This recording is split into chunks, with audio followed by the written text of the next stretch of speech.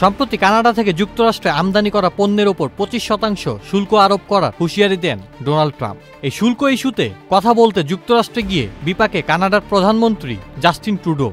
কানাডাকে যুক্তরাষ্ট্রের অঙ্গরাজ্য হওয়ার প্রস্তাব দিয়েছেন ডোনাল্ড ট্রাম্প। মার্কিন গণমাধ্যম ফক্স নিউজের প্রতিবেদন থেকে এ তথ্য জানা যায়। সপ্তাহখানেক আগে ট্রাম্প কানাডা থেকে যুক্তরাষ্ট্রে আমদানি করা পণ্যের ওপর ব্যাপক শুল্ক আরোপের হুমকি দেন। 29 নভেম্বর অঘোষিত সফরে যুক্তরাষ্ট্রে যান কানাডার প্রধানমন্ত্রী জাস্টিন ট্রুডো। সফরকালে ফ্লোরিডার মারে-লাগোতে ট্রাম্পের সঙ্গে দেখা হয় কানাডার প্রধানমন্ত্রী।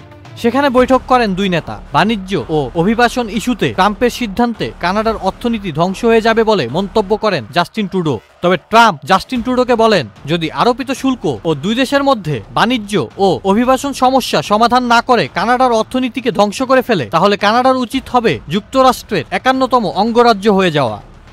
আলোচনার সময় ট্রাম্প ট্রুডোকে বলেন, কানাডা যুক্তরাষ্ট্রের সীমান্ত সমস্যার সমাধান করতে ব্যর্থ হয়েছে। 70টিরও বেশি দেশ থেকে অবৈধ অভিবাসী এবং বিপুল পরিমাণ মাদক যুক্তরাষ্ট্রে প্রবেশ করছে।